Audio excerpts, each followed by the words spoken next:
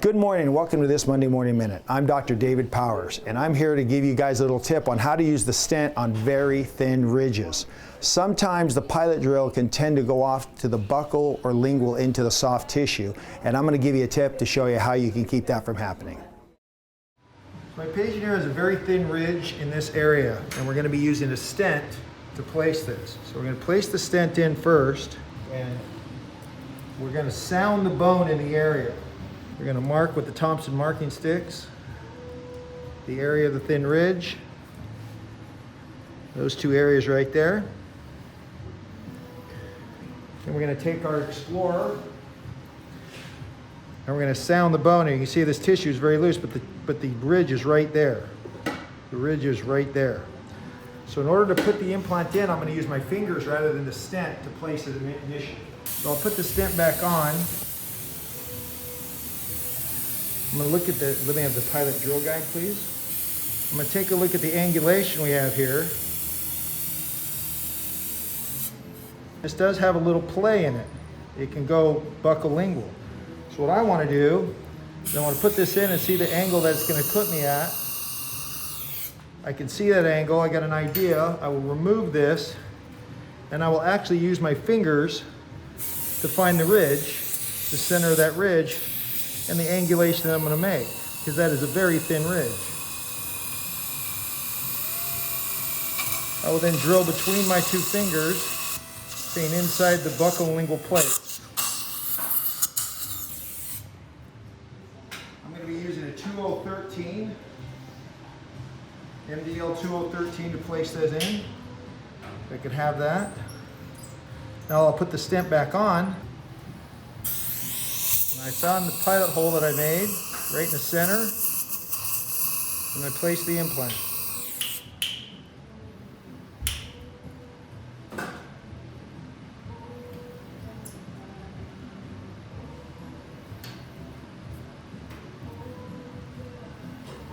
Okay, I placed that one to place. Now what I'm going to do is show you how to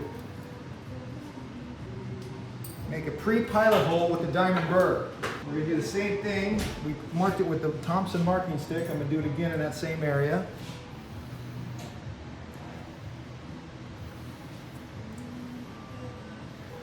I'm going to remove the stent. And then I'm going to sound the bone here. You can see there's a lot of loose tissue.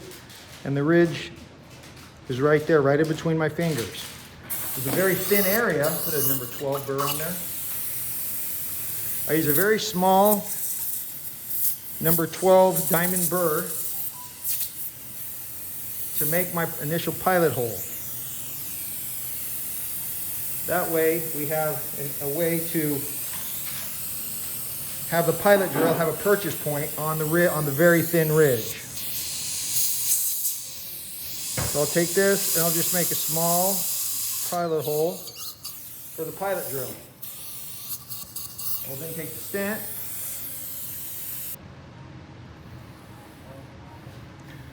and I'll take the pilot drill.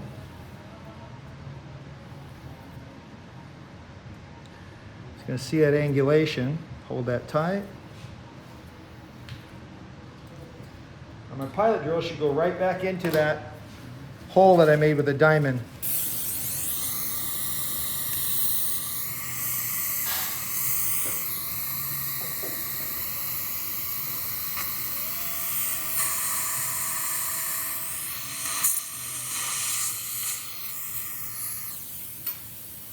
Now, to ensure that I'm in complete bone 360 degrees around the pilot drill, I will take my periodontal probe and I'll put it in there and feel around to make sure that I have 360 degrees of bone around it, and I do.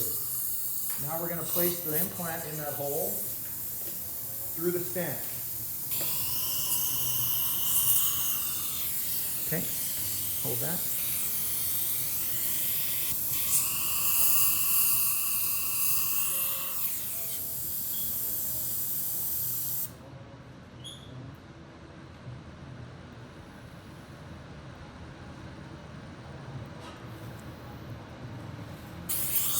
We know that that's solid in bone, doesn't move, not moving back and forth buccal lingual. So we'll place it the rest of the way using the hand piece.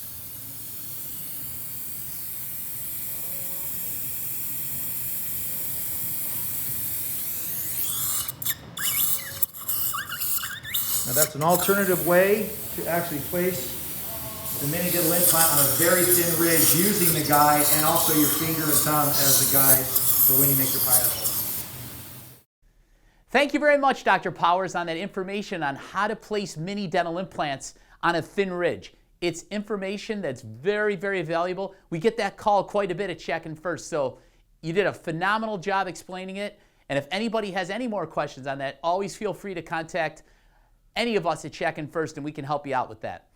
There's a few things I want to cover this morning on the Monday Morning Minute. One being, I hope everyone received the Harvard letter, the Harvard medical letter on mini dental implants. This is great to have in your office. I know I just sent quite a few out to some dentists around the country, but Harvard Medical is behind us and believe in mini implants just like the rest of us do. And it's a great way to build credibility to have this with you. So if anybody needs information on the Harvard newsletter, please give us a call and we'll get some shipped out to your office, all right? That's number one. Number two, I'd like to talk about, I know I sound like a broken record, but I can't emphasize enough, our course down at Disney on August 6th and 7th is going to be absolutely phenomenal, and we want to see you down there. This year, Dr. Shacken's offering 50% off tuition, which is a phenomenally inexpensive way to get CE credit. Dr. Shacken and the boys will be lecturing on mini dental implants, mono implants, how we love using one screw. We don't screw abutments on. It's a one-piece implant. And I think that you'll find it very educational to be with us down at Disney. And on the 24th and 25th of September, we're going to be having the International Academy of Mini Dental Implants meeting in Nashville, Tennessee. Music City, it's a great place to visit if you haven't been there. Bring your family with you. It's a great vacation spot, like I just said. And in conjunction with the International Academy of Mini Dental Implants meeting, we encourage you to send in your cases for possible inclusion in the 2021 International Academy of Mini Dental Implants Journal. And I would also like to tell you to stay tuned. In the next few weeks, we're going to have some great instrumentation coming from Check-In First. I know a lot of you have asked me about the wing wrench. I'm going to have it soon enough. And we're going to have the mono healing caps available. And we're also working on a Xantex model that has mono implants. It's a cemented fixed roundhouse. And that's going to be available very shortly too. So we're looking forward to helping you in any way we can to help you sell more mini and mono implants. It is the wave of the future. It's great that you're doing it. And we can't wait to see you down at Disney, down in Nashville, and most importantly, on this Monday Morning Minute. See you next week. Have a great week placing mini implants.